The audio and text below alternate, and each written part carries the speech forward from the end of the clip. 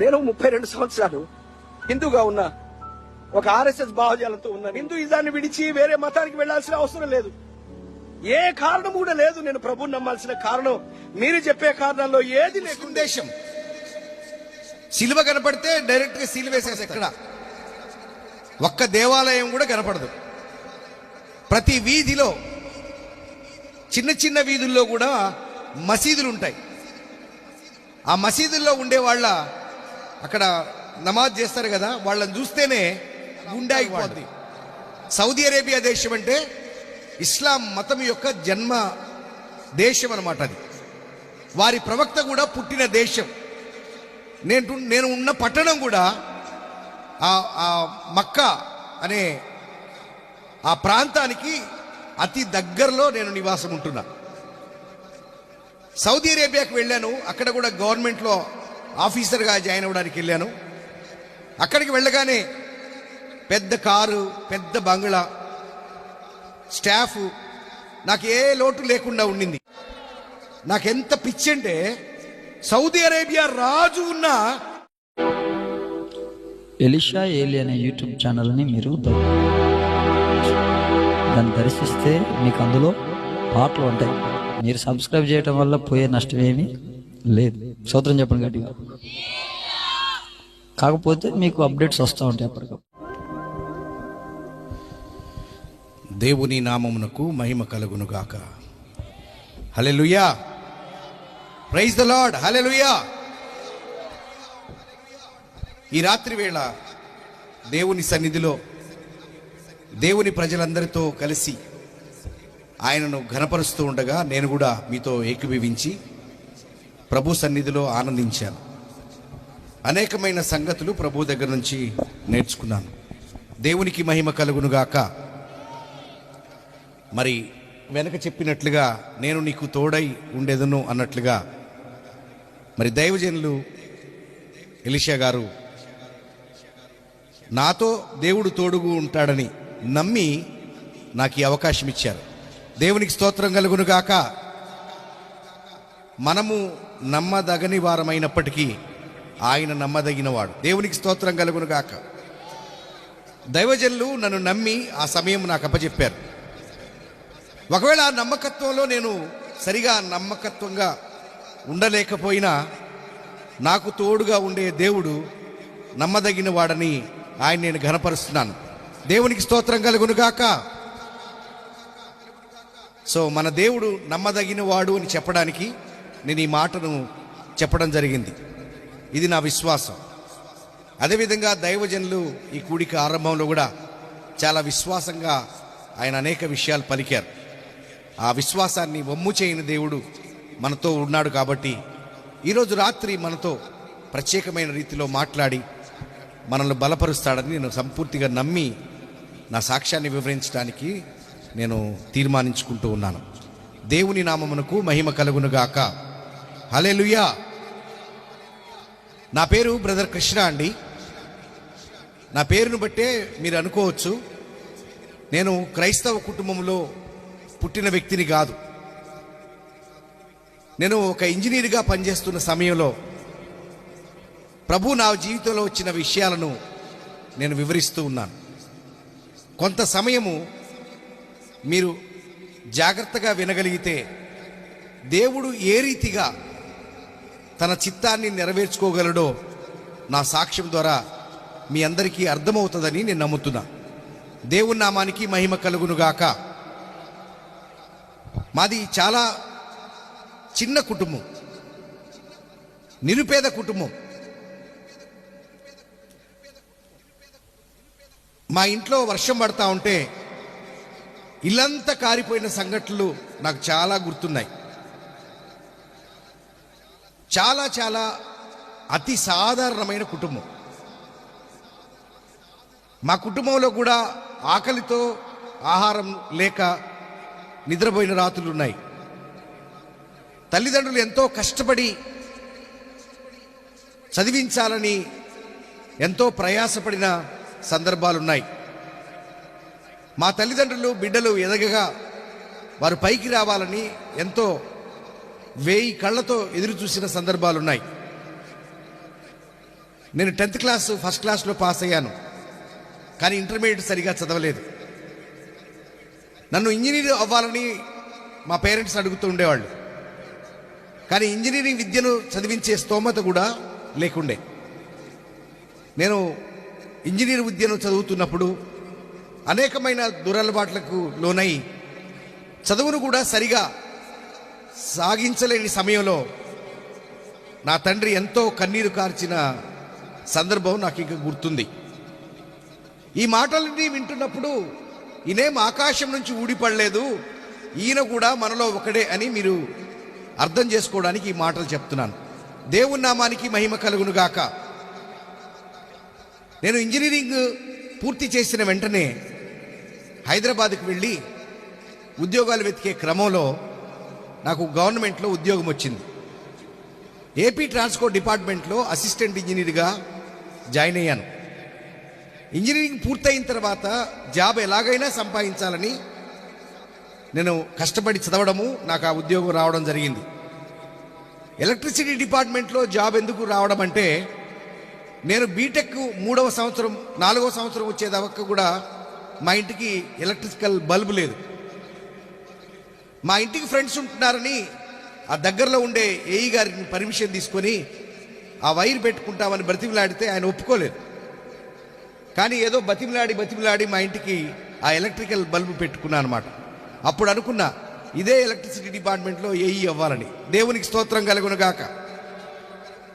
కొంతకాలానికి ఎలక్ట్రిసిటీ డిపార్ట్మెంట్లో current ఏఈగా join అయ్యాను. చిన్న కుటుంబమే అయినప్పటికీ గవర్నమెంట్ ఉద్యోగం కాబట్టి మా తల్లిదండ్రులు కూడా త్వరగా వివాహం చేయాలనుకుని నిర్ణయించుకున్నారు. నాకు కూడా వివాహం త్వరగానే అయింది. 23 సంవత్సరాల వయసుకి నాకు వివాహం అయిపోయింది. ఆ తర్వాత నేను అసిస్టెంట్ డివిజన్ ఇంజనీర్గా అయ్యాను పదోన్నతి మీద. నాకు 2 పాపలు. గెజిటెడ్ ఆఫీసర్ హోదా చిన్నగా నా సమస్యలన్నీ తీరిపోయాయి.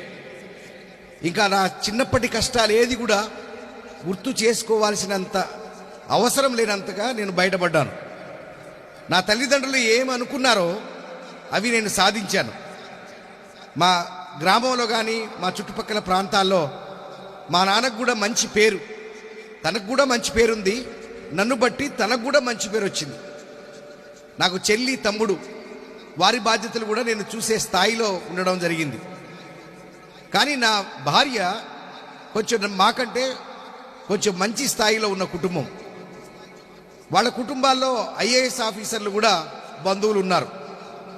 వారికి మాకంటే కొంచెం డబ్బులు ఎక్కువ ఉన్న స్థాయి, వారికి మాకంటే ఎక్కువ పొలాలున్న స్థాయి. వారి కళ్ళకి నేను నిరుపేద, కానీ వారు మంచి స్థాయిలో ఉన్నారు. నాకు వివాహం అయినప్పటి నుంచి నా భార్య అంటుండేది, మనం చాలా గొప్ప స్థాయికి వెళ్ళాలి, నువ్వు ఐఏఎస్ ఆఫీసర్ అవ్వాలి, నువ్వు బాగా డబ్బు సంపాదించాలి అని నన్ను ప్రోత్సహిస్తూ ఉండేది. నేను నిరుపేద కుటుంబం కాబట్టి నేను ఎలా ఉన్నా పర్వాలేదులే అనుకుంటుండేవాడిని. ఎందుకంటే చిన్న స్థాయి నుంచి నేను ఏడీ స్థాయికి గెజిటెడ్ హోదాలో ఉన్నా కాబట్టి నేను చాలా తృప్తిగా నా జీవితాన్ని కొనసాగిస్తుంటే, నా భార్య అలా కాదు, అలా తృప్తి పడడానికి వీల్లేదు, మనం గొప్ప స్థితికి వెళ్ళాలి. ఇక్కడ ఉన్నారా గొప్ప స్థితికి వెళ్ళాలనుకునే వాళ్ళు ఉన్నారా? చేయలేపండి ఒకసారి. ఎవరు లేదా? నా భార్యకైతే చాలా గొప్ప స్థాయికి వెళ్ళాలని అంటుండేది. సరే, ఆ ప్రాసెస్లో నేను సౌదీ అరేబియా దేశానికి వెళ్ళడానికి నేను నిర్ణయించుకున్నాను. నాకు 2 పాపలు పుట్టారు. వారి భవిష్యత్తు కోసం నేను విదేశాలకు వెళ్ళాలని అనుకుని ఇక్కడుండే గవర్నమెంట్ ఉద్యోగానికి 9 సంవత్సరాలు ఉద్యోగం చేసిన తర్వాత ఇక్కడ సెలవు పెట్టి వేరే దేశానికి వెళ్ళడం జరిగింది. సౌదీ అరేబియా దేశం అంటే అది ముస్లిం దేశం. అక్కడ చర్చి కనపడదు, ఎక్కడ ఒక్క దేవాలయం కూడా కనపడదు. ప్రతి వీధిలో, చిన్న వీధుల్లో కూడా మసీదులు ఉంటాయి. ఆ మసీదుల్లో ఉండే వాళ్ళ అక్కడ నమాజ్ చేస్తారు కదా, వాళ్ళని చూస్తేనే గుండె ఆగిపోద్ది, అలా ఉంటారు వాళ్ళు. సౌదీ అరేబియా దేశం అంటే ఇస్లాం మతం యొక్క జన్మ దేశం అన్నమాట. అది వారి ప్రవక్త కూడా పుట్టిన దేశం. నేను ఉన్న పట్టణం కూడా ఆ మక్కా అనే ఆ ప్రాంతానికి అతి దగ్గరలో నేను నివాసం ఉంటున్నా. సౌదీ అరేబియాకి వెళ్ళాను. అక్కడ కూడా గవర్నమెంట్లో ఆఫీసర్గా జాయిన్ అవ్వడానికి వెళ్ళాను. అక్కడికి వెళ్ళగానే పెద్ద కారు, పెద్ద బంగ్లా, స్టాఫ్, నాకు ఏ లోటు లేకుండా ఉండింది. నేను నా భార్య పిల్లలతో కూడా సౌదీ అరేబియా వెళ్ళడం జరిగింది. నేను మంచి భక్తుణ్ణి, క్రైస్తవ భక్తుణ్ణి మాత్రం కాదు. పోయేటప్పుడు చాలా భక్తితో వెళ్ళా. నేను ఎంత భక్తిపరుడని చెప్పడానికి, నా జాబ్ వచ్చిన వెంటనే నాకు ఒక ఆలోచన వచ్చింది. ఈ జాబ్ ఎవరిచ్చారు? ఈ దేవుడా, ఆ దేవుడా, ఆ దేవుడా, ఆ దేవుడా? నాకే సమాధానం అర్థం కాలేదు. సరే, ఎవరో ఒకరు ఇచ్చారులే అని నేను అందరికీ దండం పెట్టుకుంటా ఉండేవాడిని. నాకు గుర్తున్న ప్రతి దేవుడు దేవతకి నా నోటితో ఉచ్చరించి దాదాపు 1 నిమిషం 2 నిమిషాలు వరుసగా పేర్లు చేస్తా ఉంటే ఎలా ఉంటుంది? 1-2 నిమిషాలు వరుసగా పేర్లు పలుకుతూ నేను పూజ చేస్తుండేవాడిని. అంత మాత్రమే కాదు, కానీ భారతదేశం పట్ల ఎంతో భక్తి ఉండేది నాకు. భారతదేశమే నా మాతృభూమి, భారతీయులు మాత్రమే నా సహోదరులు. భారతీయులు కాని వాడెవ్వడు కూడా నా సహోదరుడు కాదు అనే అభిప్రాయం నాకు ఉండేది. చిన్నప్పుడు సోషల్ స్టడీస్ చదువుకున్నప్పుడు మహమ్మదీయుల పరిపాలన భారతదేశంలో ఉంది, బ్రిటిష్ వాళ్ళ పరిపాలన భారతదేశంలో ఉంది అని నేను బాధపడుతుండేవాడిని. నా ఫీలింగ్ ఏంటంటే భారతదేశమే పరిపాలించుకోవాలి, వేరొక దేశాల వాళ్ళు ఎందుకు పరిపాలించారని నేను ఆలోచిస్తూ ఫీల్ అవుతుండేవాడిని. నాకు క్రైస్తవ విశ్వాసం పట్ల కానీ ముస్లిం విశ్వాసం పట్ల కానీ ఏమాత్రం ఇష్టం లేదు, గౌరవము అంతకన్నా లేదు. నేను ఎవరినైనా క్రైస్తవుని చూస్తే కనీసం ఒక మనిషిలాగా చూసే మనసు లేదు నాకు. క్రైస్తవులతో ఎప్పుడూ చులకన భావం ఉంటుండేది. క్రైస్తవులను చూసినప్పుడల్లా ఎప్పుడు నేను అనుకునేవాడిని, వీళ్ళు బకరాలు రా, వీళ్ళు అయిపోయినారు, వీళ్ళు ఎవరో మోసం చేశారని నేను ఫీల్ అవుతుండేవాడిని. క్రైస్తవుల్లో చాలా మందికి ప్లేట్లు, గ్లాసులు, బియ్యం పంచి, పుస్తకాలు పంచి, హాస్పిటల్స్ తీసుకెళ్ళి మా వాళ్ళందరినీ మతం మార్చారని నేను బాధపడుతుండేవాడిని. ఈ రోజుల్లో క్రైస్తవుల పట్ల ద్వేషిస్తున్న జనం ఎవరైతే ఉన్నారో వాళ్ళందరికీ నేను బాబులు అంటుండే అన్నమాట. వాళ్ళు ఇప్పుడిప్పుడు మొదలెట్టారు, నేను ఎప్పుడో నా హృదయంలో మొదలెట్టా. కానీ నా కుటుంబంలో ఉండే పరిస్థితిని బట్టి, నా భార్య యొక్క ప్రోద్బలం బట్టి భారతదేశం దాటి పరాయి దేశం మీద నేను అడుగు పెట్టా.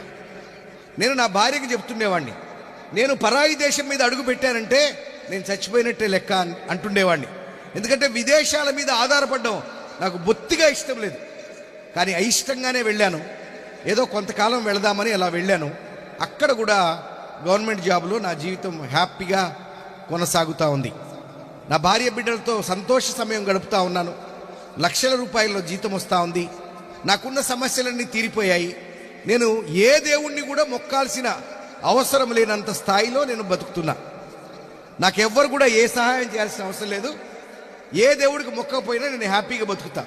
అటువంటి స్థితిలో ఉండగా, అది కూడా నా భార్య ప్రోద్బలంతో భరతనాట్యం నేర్పించాలని తను అడుగుతూ ఉండేది. నా 2 బిడ్డల్ని కూడా డాన్స్ బేబీ డాన్స్ ప్రోగ్రాంలో డాన్స్ చేయించాలని మేము ఇండియాలో ఉన్నప్పుడు కలగంటుండేవాళ్ళం. కానీ వాళ్ళు చిన్నపిల్లలుగా ఉన్నారు.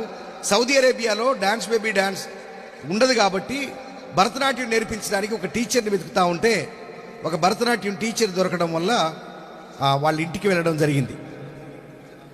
భరతనాట్యం, కూచిపూడి, కథకళి, ఇట్లా ఇండియన్ క్లాసిక్ డాన్సెస్ అన్నీ కూడా నా బిడ్డలకు నేర్పించాలని అనుకుంటుండేవాళ్ళం. అక్కడ వాళ్ళ ఇంటికి వెళ్ళిన తర్వాత వారిని 2 వారాల తర్వాత మా ఇంటికి భోజనానికి పిలిచాను. మా ఇంటికి భోజనానికి రండి అని. పరాయి దేశంలో వాళ్ళు కలకత్తాకు సంబంధించిన ఫ్యామిలీ అన్నమాట. వాళ్ళు రావడం లేదు. నేను అడిగాను, మీరు ఎందుకు రావట్లేదంటే మేము వారానికి 3 సార్లు చర్చికి వెళ్తామన్నారు. దేవునికి స్తోత్రం కలుగునుగాక. మీరు హల్లెలూయా అంటారు కదా, నేనేమనుకున్నా తెలుసా? వామ్మో, వీళ్ళు ఇక్కడ కూడా తగలడ్డారా అనుకున్నాను. అది ముస్లిం దేశం. సిలువ కనపడితే డైరెక్ట్గా సిలువ వేసేస్తారు. బైబిల్ కనపడితే బొంద పెట్టేస్తారు. భయంకరమైన దేశం. కానీ వాళ్ళు అన్నారు నాతో, మేము వారానికి 3 సార్లు చర్చికి వెళ్ళాల్సి వస్తుంది సార్, అందుకే మాకు సమయం కుదరట్లేదు అన్నారు. నా మనసులో ఏదో తిట్టుకొని నేను అతన్ని చాలా వెటకారంగా మాట్లాడుతున్నా. మీరు భారతదేశంలో ఎంతో మందిని మీరు మోసం చేసి మతం మార్చేశారు కదా, ఈ సౌదీ అరేబియాలో ఎవరిని